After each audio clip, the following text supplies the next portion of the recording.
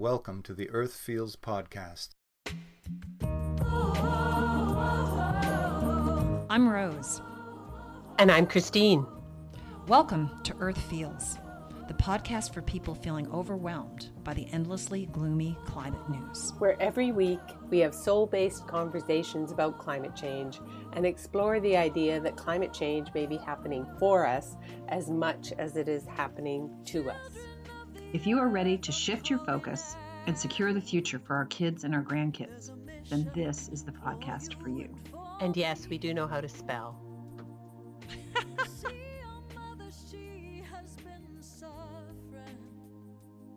Rose here. How can consumer spending save the world? And to help answer that question, I am joined today by Liz Christou, author of Bend Green and Save the World: Tackling Climate Change Through the Consumer-Led Movement. So welcome, Liz. Hi, thank you. Thanks very much for having me. Oh, yeah. I think I've been having this conversation with so many people lately. The importance of voting with our dollars. It really is our superpower. Yeah. Underestimated superpower, I think, isn't it, at the moment? Absolutely. I don't think that we realize the power is really in our hands to change things. And we keep expecting our leaders, quote unquote, our leaders, to come in and save us. And really, that's not going to happen. But we can start from the grassroots up and lead a movement, which you are devising. So talk about, it's pretty ambitious, a consumer-led movement. Yeah, it is ambitious, yeah. But I think when I was researching for the book and decided to write the book, it actually didn't come about, the movement, until I was already quite a way through writing the book. And I was actually reading something of Naomi Klein's, I think it's her latest one. And she was talking about personal action and how kind of, an individual on their own making changes isn't going to get us very far. And I think there's kind of this ongoing conversation, isn't there, about whether personal action can make a difference or not to things like climate change. And I think it's such a shame because we kind of get distracted by the argument, is it or isn't it? It almost feels like a cop-out. I have that discussion with people and they're like, well, it doesn't matter if I use a plastic straw or not. And I'm like, yeah, it does. It does. Well, the bit that's missing, I suppose, and this is where, when I was reading Naomi's book, she said, she was talking about personal action on its own not being amounting to much. She said anything that we do needs to be part of a movement. And then I just suddenly had this kind of light bulb, because obviously I was writing this book on personal action and, how we as consumers can make changes and how that can make a difference. But I thought, yeah, absolutely, she's completely right. It does need to be part of a movement, because I think we need to feel like we are doing this, we are in this together, because we are, but no one's really getting that connection. I think the things that we do, we can feel quite isolated and think, what good is my single action doing? Mm-hmm. But actually, if there's a platform where we feel like we are part of something bigger, then I think that has so much more power. And that's kind of when the idea for the movement was born. And then the book kind of developed into a sort of handbook for the movement, if you like. So now I'm posting all the content, the bits that, the lifestyle refinements that we can do on the website for the movement. So people can sign up. I'm saying take the pledge to reduce your carbon footprint. So find out what it is now on a carbon footprint calculator and take a pledge to reduce it over the next 5 years down to, I'm saying 3 tons is a good place to aim for. And then all the sort of suggestions from the book about how we can spend our money differently in different areas of our lives can get us there, basically. And I'm putting all of that content bit by bit onto the website as quickly as I can. But it's just me at the moment. So I need to build the team around me now, because it's obviously brand new, but I need to sort of build it up around me and get more people involved helping, so I can get that content on the website as quickly as possible and share that with people. So you're saying 3 tons is a goal per person. Where are we now? It depends where you are. So in the UK, it's about 8.5 tons. I think in America, it's around 17 or something. It's really high. Of course, yeah. Yeah. And that is, and obviously you can cut data lots of different ways, but that's taking into account our consumer impact. So that's taking responsibility for the stuff that we buy rather than putting it all on the countries that manufacture it. Yeah, nice. In the UK, it's about 8.5 tons if we take that responsibility for ourselves. So it's quite a dramatic drop to get down to 3 tons. But the way that I've done it is by using some of the techniques that I talk about in the book. So my career for the last few years has been all about problem solving, how to put improvements in place that are going to create lasting change effectively. And a lot of it's around kind of continuous improvement, iterative improvement, and putting things in place bit by bit, going for the biggest impacting things first, and then reducing or improving whatever it might be towards your goal. And having a goal is really important. I think that's another thing that we're missing. Mm-hmm. But yeah, personally, I found it's kind of improved my well-being quite dramatically because I've moved away from that consumer lifestyle, and I'm not caught up in that kind of mindset of wanting to buy things regularly. Right. You call that liberating. A capitalism catch 22. Yeah. As I was writing the book, that kind of came out because another big part of this stuff that I've learned in my career is you have to get to the root cause of the problem. You have to really understand it before you can put appropriate solutions in place that are really going to last and do the job. So as I was thinking about, the root cause, and lots of people blame capitalism for the climate situation, and consumerism obviously is a big part of capitalism, current capitalism. But yeah, I thought, well, it's not just the system, because actually we could move to another system. If we don't tackle kind of our mindset as well, then we're not really going to put the right solutions in place. And I think the system, because of its focus on GDP growth, which is basically all about wanting more and getting more and more and more, and it's kind of ethos of looking after number one, have us trapped in this sort of mindset of our animalistic brain, that those traits bring out kind of the worst in our nature, unfortunately. And when we're trapped in our sort of animal brain of wanting more and looking after ourselves, we're not accessing the higher thinking part of our brain, which is actually what we need to access to get ourselves out of this problem. So we're kind of stuck in this trap of the systems perpetuating our sort of lesser traits, our lesser nature. And we're kind of caught in this loop. We need to pull ourselves out and start thinking a little bit differently. So we need to change our thinking of what success looks like, right? Success isn't just more and bigger, which it definitely is here in the States. It's more and bigger, the best, the newest, all that kind of stuff, more. And I think the marketing industry has done us a real disservice in that, well, that's how they sell us stuff, right? Drink this beer and you'll get the hottest girl in the room. Drive this car and the beautiful woman will want to be with you. Those kinds of things. Messages, and it all keeps us trapped in that sort of animalistic primal mindset and not thinking actually what is the best thing for our well-being. Do I really need to buy this car? Is that really going to make me happy? And it might for 5 minutes, until your next door neighbor buys a car, and then you want his car. Exactly. Where does it end? Well, and so how does the well-being of the collective versus the well-being of the individual, how does that come into play? Well, I did some looking into sort of our well-being and how the science behind kind of well-being, and a big part of it is actually thinking about other people. That is a big part of our kind of satisfaction and what makes us happy, like genuine contentment, is looking after other people, is making sure that society is fair and taking care of our collective home. That all comes into our collective well-being, and it all comes into our individual happiness as well. So if we're able to sort of spend some time accessing our higher brain, because we're not caught in this trap of work more, buy more, get more, need to have this car, like you say, or this and that thing, then we can actually spend a bit of time thinking about what is genuine fulfillment, what is genuine contentment. And that is looking after each other and looking after our collective home. It's interesting how COVID-19 has really given us this pause And I think so many of us, speaking for myself, but I'm extrapolating that we have been given this pause, and it's given us time to really reflect on what we value. Do we value, I mean, taking even simple things like wearing a mask because I'm willing to protect you. I care about your health. Those kinds of things. I think we're seeing that people are becoming more mindful. And whereas maybe 2 years ago, we didn't think that any of this was possible. Now we're seeing it is possible to reframe things. Yeah, absolutely.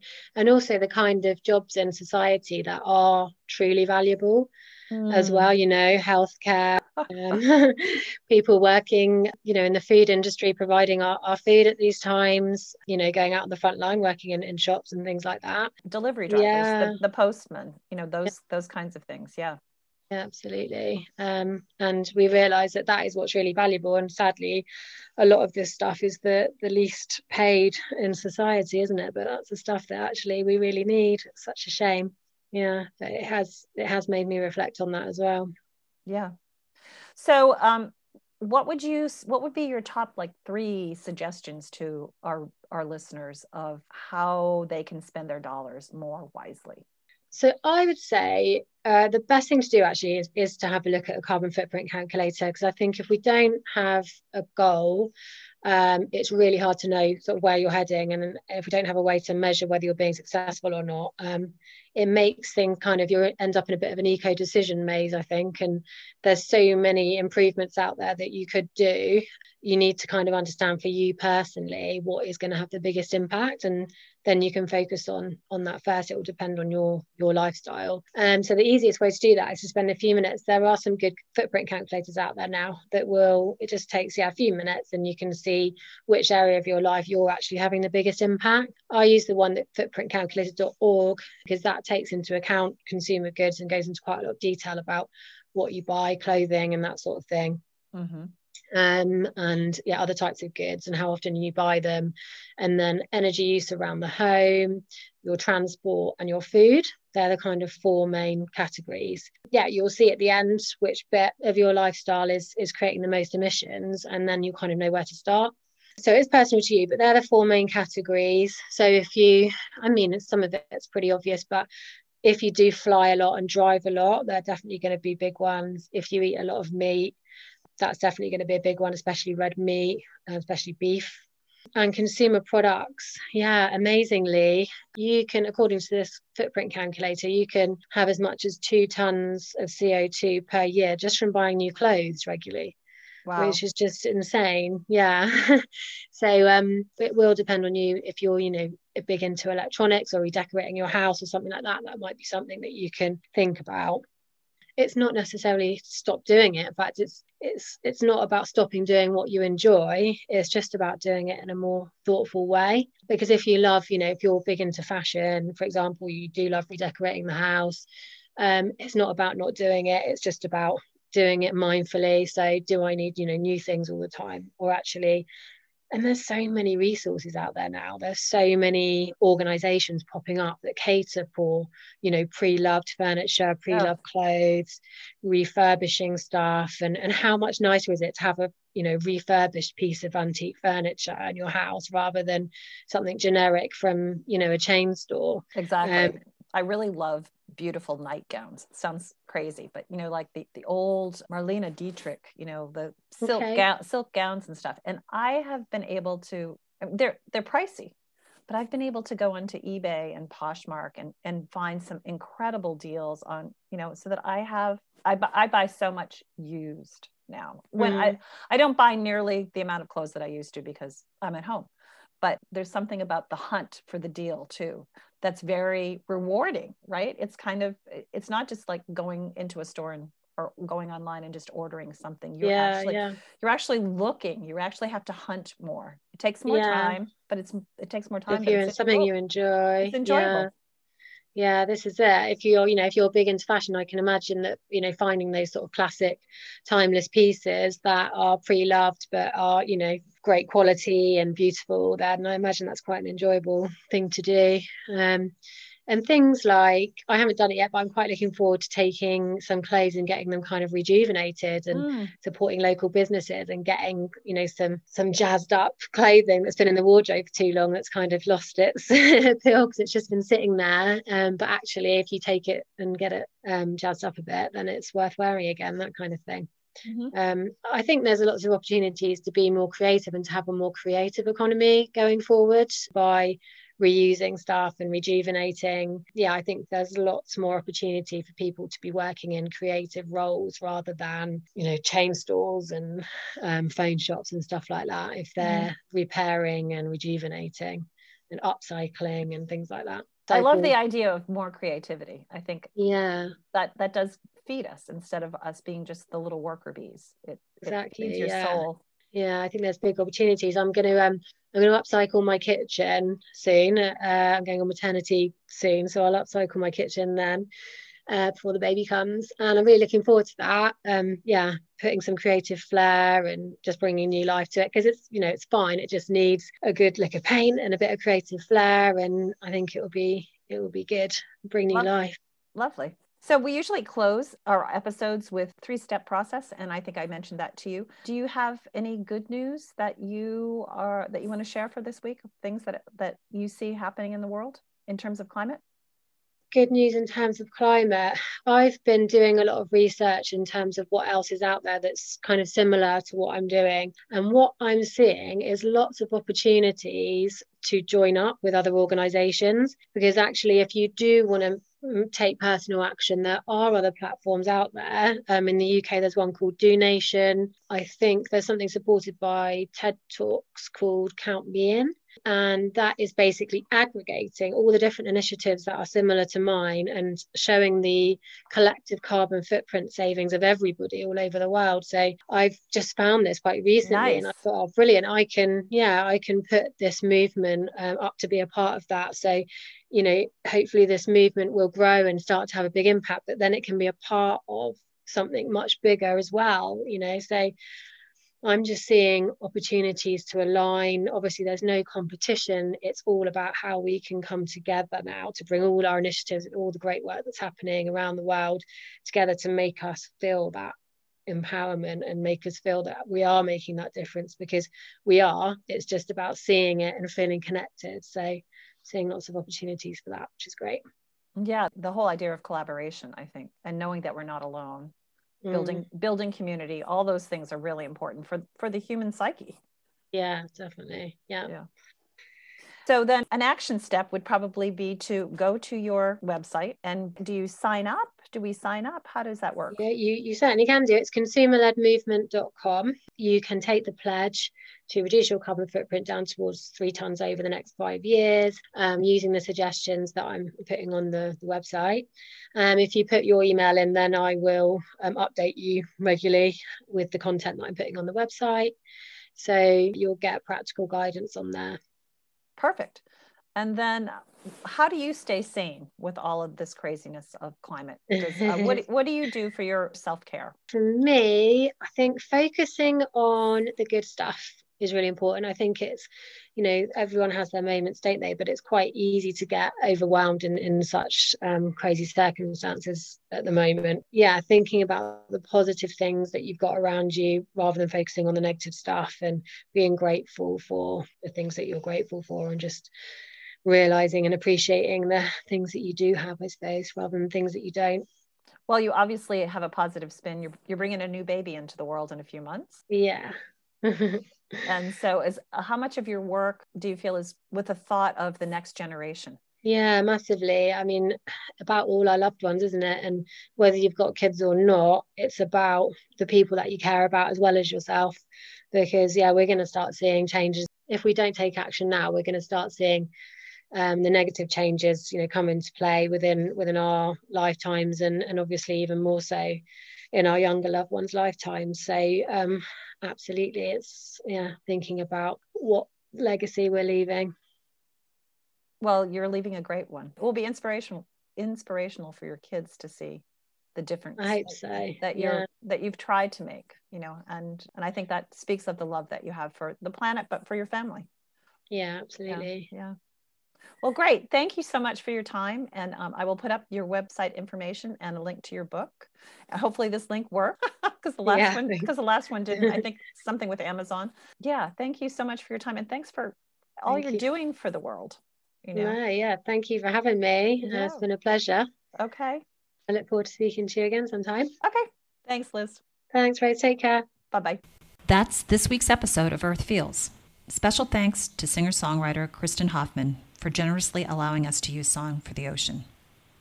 Thanks for listening. Don't forget, subscribe to our podcast so you don't miss an episode. Catch you next time. Bye-bye. Children of the earth, I'm calling out. There's a mission for you and for me. You see, your mother, she has been suffering. That's this week's episode of Earth Feels. Special thanks to singer-songwriter Kristen Hoffman for generously allowing us to use song for the ocean. Thanks for listening. Don't forget, subscribe to our podcast so you don't miss an episode. Catch you next time.